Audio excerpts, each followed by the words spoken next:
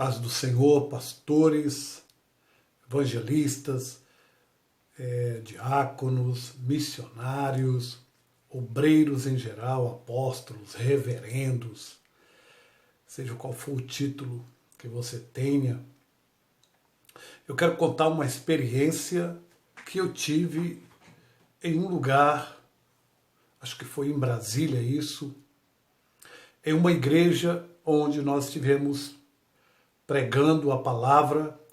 Eu não vou dizer o nome da igreja, mas eu vou contar apenas a nossa experiência. Foi uma experiência maravilhosa que eu tive ali. Nós havíamos realizado o culto, e que foi uma bênção, claro. Depois do culto, eu estava ali com os irmãos e já estavam fechando a igreja. Todos já haviam saído, só algumas pessoas que ainda estavam por ali. Mas aconteceu algo inesperado que eu não esperava. As luzes no altar foram apagadas. E quando aquelas luzes foram apagadas, ficaram só as luzes mais da nave, né? As luzes da nave. E quando no apagar daquelas luzes, os irmãos estavam fechando a igreja, eu, num olhar, quando eu me virei para o púlpito, irmãos, quando eu me virei para o púlpito, eu vi aquele ser de cerca de 2 metros e pouco de altura. Aquele ser cuja descrição é que eu vi era de um homem, parte de baixo de um homem, e a parte de cima, como eu estava de longe, me parecia um touro, me parecia como se fosse um boi, ou como se fosse um bode. Ele tinha chifres. Irmãos, eu vi lá de longe, eu não estava no altar, de longe, quando eu olhei para o altar da igreja, eu vi este ser, ele em pé, da forma que eu estou falando. Parte daqui era o corpo dele com algo na cintura, um tapão na cintura, eu não sei descrever bem o que era aquilo, mas não era uma calça, era algo na cintura, algo como, quando eu era criança, eu lembro que tinha aquele filme não, eu assisti isso no Sítio do Pica-Pau Amarelo, quando eu era criança. E eu posso descrever aos irmãos que este ser parecia idêntico com aquele minotauro, uma criatura épica, mitológica, grega. Eu posso descrevê-lo naquela mesma forma. Ele em pé, parte de baixo era um homem, parte de cima ele vinha e transformava como um touro, como um boi, uma cabeça de bode, havia os 2 chifres. Eu não posso descrever nitidamente que eu estava longe, mas eu vi toda a formação daquele corpo e daquele ser. E eu me espantei, porque eu havia pregado ali. Eu havia pregado. E quando eu vi aquele ser na penumbra da igreja, naquele altar meio sombrio, né, porque já havia apagado as luzes ali, tinha poucas luzes onde eles estavam já apagando na nave da igreja, e eu vi aquele ser de mais de 2 metros de altura, e ele trazia esta figura, esta forma. E eu disse, meu Deus, o que é isso? O que é aquilo? E o Senhor me disse, e Deus falou comigo e disse-me, meu filho, este é Beelzebul. Irmãos, eu nunca tinha tido uma experiência dessa. Jamais esperei ter uma visão dessa com Beelzebul. E o Senhor disse para mim nitidamente: eis aí Beelzebul no altar da igreja. E eu disse: mas Senhor, mas o que esse demônio faz no altar da igreja? O que quer dizer isso? E na mesma hora o Senhor me disse: esse demônio, ele age como o pai da confusão, do engano, do engodo nas religiões da terra. Não é apenas na religião evangélica, não. O Senhor me disse: esse é o pai da confusão, dos equívocos, do engano nas religiões da terra. Ele age para enganar.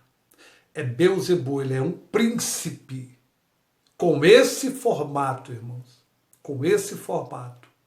E o Senhor me disse: ele age nas religiões da terra para trazer o engano, o equívoco, o engodo.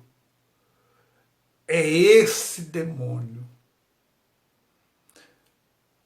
E eu pude entender logo ali daquela visão o que a gente vê diariamente nas igrejas, nas religiões afins, em todas as religiões. Por exemplo, no Espiritismo, esse príncipe age com uma equipe de outros demônios, não é?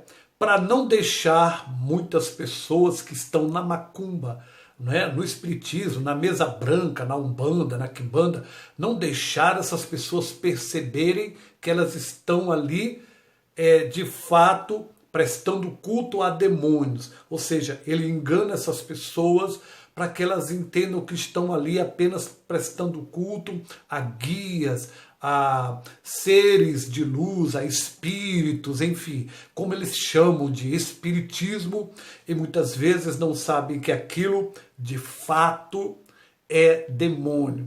Então ele age dentro até dos centros espíritas para não deixar a verdade chegar ao entendimento daquela pessoa que está no espiritismo. Ele também age no budismo para fazer com que aquela pessoa entenda que o budismo é só mais uma religião, não é, que leva a Deus. Ele age também com a sua legião, né, no meio das religiões afins evangélicas, nas religiões evangélicas protestantes, neopentecostais. Ele age no engano, no engodo da palavra. Ele causa toda a confusão doutrinária. Daí o porquê alguns creem assim, outros creem de outra forma. Ele é o patrocinador dessa confusão, dos equívocos nos textos bíblicos. E daí ninguém se entende. Nenhuma igreja, pastor, e religiões e visões diferentes. Aí existe uma força demoníaca trabalhando para causar estes embates. Isso explica o porquê que muitos pastores ficam se degradando na palavra, não é? Muitos pastores debatendo, um com um entendimento, outro com outro, e no fim, ou no fundo, o escopo, o objetivo de Beelzebul é de fato causar isso, e ele tem obtido êxito nas religiões mórmons, nas religiões seitonoítas, budistas, nas religiões católicas, enfim, de todas as formas. Beelzebul é o patrocinador das confusões, do engano, e o único objetivo dele é arrastar essas pessoas, seja evangélicas, não importa também títulos, se é pastor, se é ancião, se o título é pai de santo, se o título é mentor espiritual, se é guia, se é cartomante, não importa o título, não importa quem seja o líder, esse demônio Beelzebul trabalha no engano em todas as religiões, de alguma forma, ele junto com todas as suas hostes, não é? Porque ele é um príncipe, eu vi ele como um príncipe de fato, e isso não é nenhuma lorota, até porque a Bíblia diz que acusaram Cristo de que ele estava sendo usado por esse príncipe. Eu nunca imaginei que um dia eu veria esse príncipe, Beelzebul.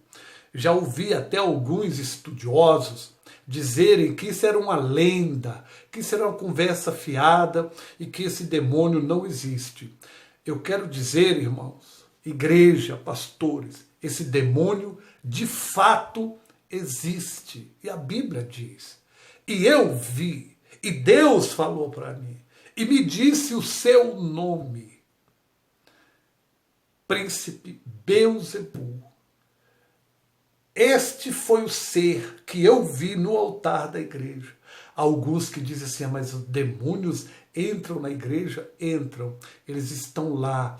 E esse príncipe Beelzebul, ele age exatamente na vida de líderes de qualquer religião.